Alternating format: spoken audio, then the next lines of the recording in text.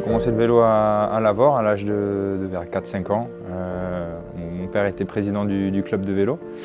Et on est né dans le vélo, dans l'associatif. On organisait pas mal de compétitions, on participait tous les dimanches aux compétitions départementales et régionales. Avec mon frère aussi qui a un an de plus que moi. Et donc on a grandi comme ça dans les écoles de cyclisme jusqu'au rang junior. Et après voilà, j'ai évolué au niveau professionnel à partir de 19 ans. Et à partir de là, j'ai fait mon parcours chez les pros, que ce soit sur la route et sur la piste.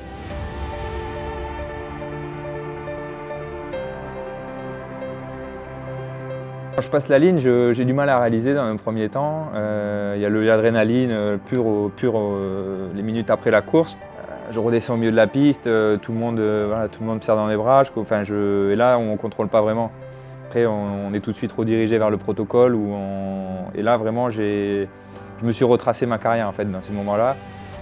J'ai revu tous les moments, les bons moments, les moments difficiles, le travail qu'il a fallu pour en arriver là. Et c'est vraiment là où j'ai commencé un peu à réaliser. Mais vraiment, je me suis refait tout le film à l'envers.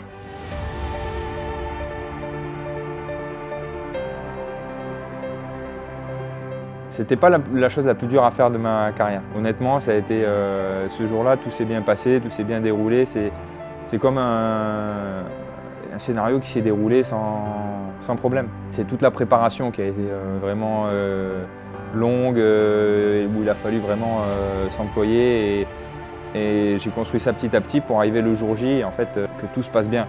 Et tout s'est bien passé, même malgré la petite chute qu'il y a eu sur la dernière course à la finale. Il reste calme pour l'instant, Benjamin Thomas, il connaît parfaitement le règlement, rien n'est perdu. Et le calme olympien, là, on peut le dire. Ce qui nous a impressionné, on l'a vu à l'image. Impressionnant. Et c'est vrai que je pense que ça a marqué les gens, le fait de cette petite chute. Parce que pour les gens qui ne connaissent pas, ils se sont dit il est tombé, c'est perdu.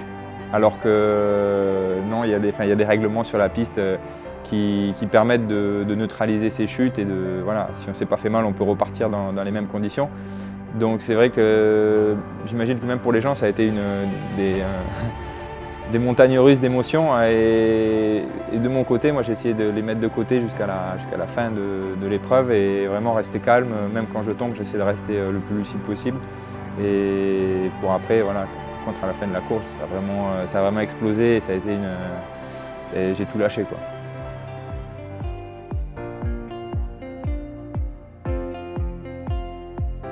Et maintenant, ça va être en début de saison, repréparer l'année qui arrive avec des nouveaux objectifs, avec mon équipe sur la route et puis sur la piste. C'est un peu un moment, on va dire, plus tranquille et on fait le bilan de Paris. Il y a Los Angeles dans 4 ans et la fédération va commencer à regarder un peu le plan d'attaque, les stratégies et puis calmement, il n'y a pas de stress encore, mais voilà.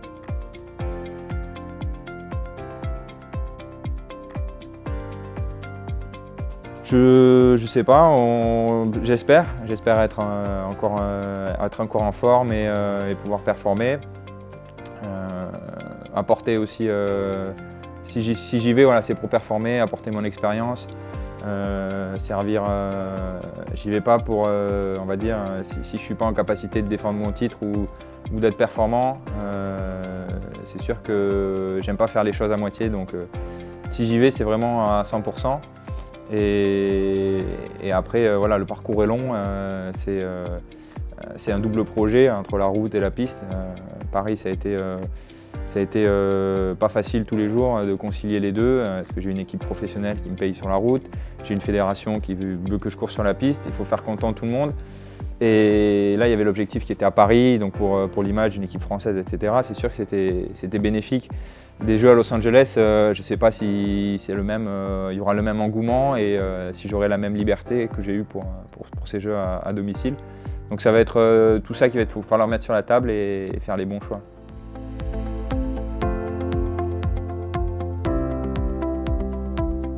Forcément, j'ai suivi comme tout le monde la présentation du parcours. J'étais content de voir que voilà, on passait à Toulouse, il y avait le Journée de repos à Toulouse. une étape Muret-Carcassonne qui passera sur les routes du Tarn. Et ça me rappelle des souvenirs forcément du Tour 2022 et j'espère y être en condition et voilà, ça serait un rêve de briller sur ces routes. Et j'ai eu le souvenir de Tokyo en 2021, j'avais pris une grosse claque en terminant 4e, puis 3 ans après j'ai eu la consécration à Paris. Et 2022, je me fais reprendre à 400 mètres de l'arrivée à Carcassonne et pourquoi pas 3 ans après, un petit clin d'œil, ça serait de performer encore sur cette étape et pourquoi pas aller chercher ce qui m'avait manqué il y a 2 ans et j'y pense dans un coin de la tête. Et pour moi, c'est pas c'est un symbole et c'est un signe, quoi.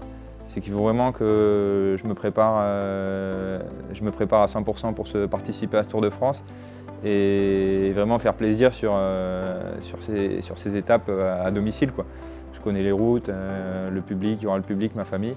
Donc tout est réuni pour passer un bel été.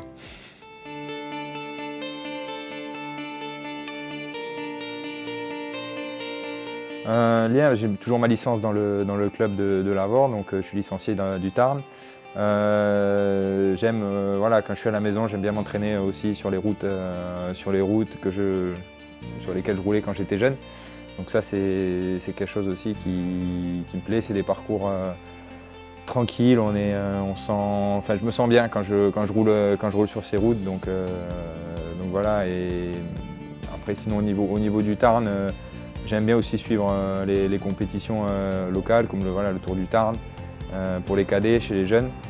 Et cette année, voilà, j'ai la chance d'aller à l'Assemblée Générale aussi du département. Et je me rappelle que tous les ans, nous, on y allait au mois de novembre avec mon frère, mon père, et il y avait les cérémonies, les récompenses. C'était un peu la tradition en fin d'année d'aller à cette assemblée. Et voilà, ça me fait bizarre ça doit faire peut-être 10 ou 12 ans que j'y ai pas été.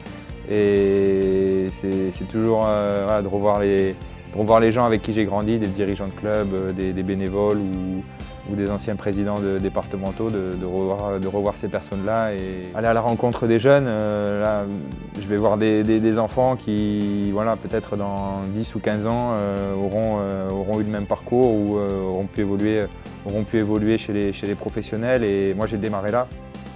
Donc ça fait partie d'un devoir de transmettre et d'aller au contact des jeunes.